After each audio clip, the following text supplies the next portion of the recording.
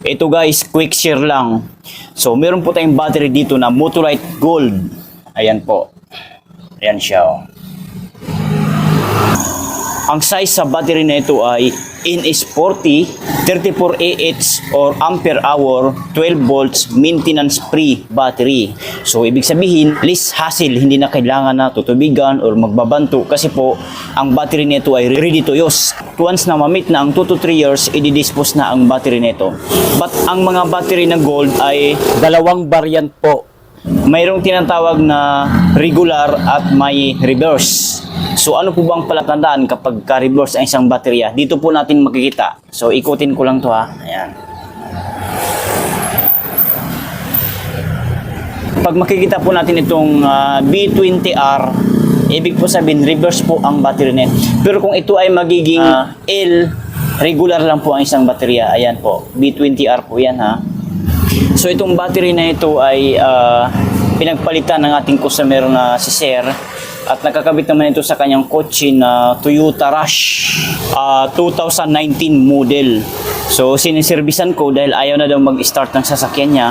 So ngayon i-check natin ito kung palitin na nga ba ang battery na ito. Kasi pagka once na hindi na ma-start ang isang sasakyan, nagpapahiwatig na palitin na talaga ang isang battery. So ngayon, i-check lang natin ito para magkaroon na rin tayo ng idea.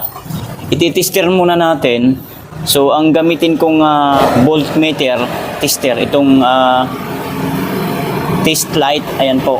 Ito pong itsura ng test light, matulis yung kanyang dulo. Delikado ito. Isa lang yung kanyang ano. Sa pagkabit naman nito, sa mga hindi marunong, pero sa mga marunong na, nasa sa inyo kung manood pa kayo o hindi.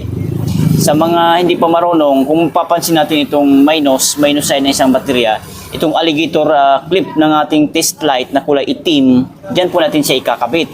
Yan. Ito namang matulis na bagay, dito natin ikakabit sa plus. Ayan po, plus sign po yan sa isang baterya. Itong polarity ng isang baterya, ito ang positive polarity. Diyan natin siya kakabit. Ayan. So makikita natin lumalabas ang kanyang ayan, voltahe ay ayan.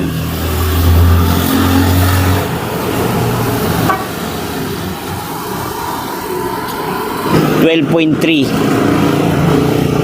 Yan, 12.3 volts po yan. Actually, matagal ko na po nabili itong test light na to.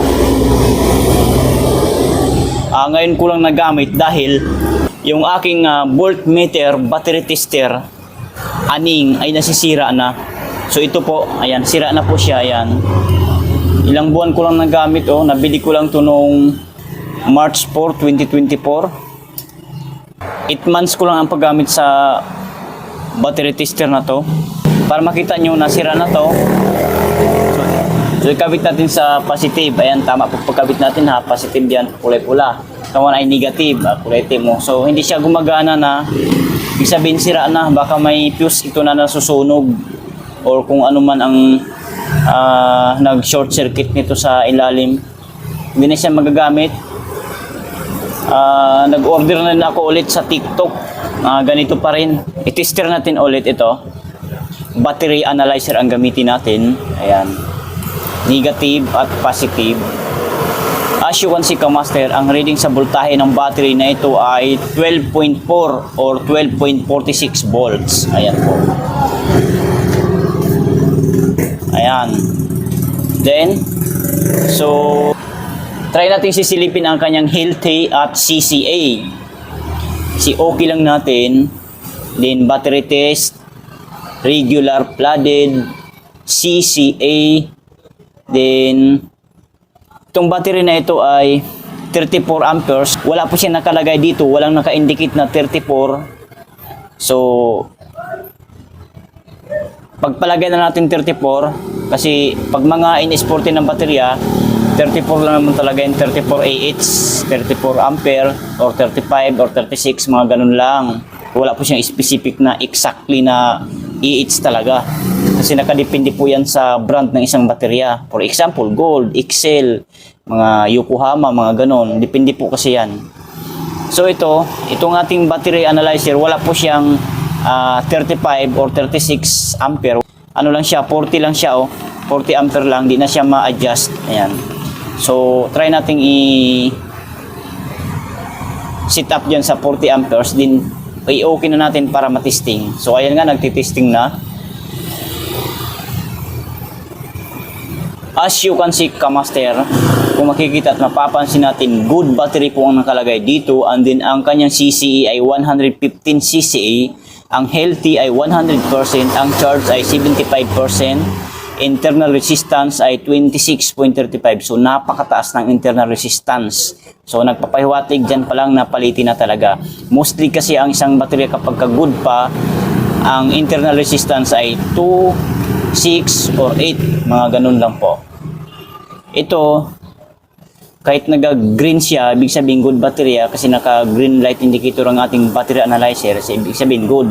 Pero ang CCE, mahina na po. Hindi po talaga kaya mapa-start nito ang ating sasakyan na Toyota Rush.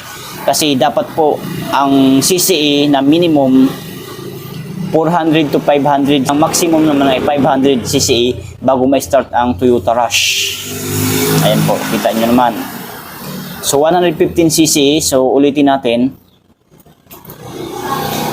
Pwede naman natin ilagay pa rin ang 115 cc kung lalabas pa rin ba ang good. Ay, sorry. Testing natin ulit. Ulitin natin. Back lang tayo, ayan. And then, try natin kung kaya ba. 115, no? Sige. 115.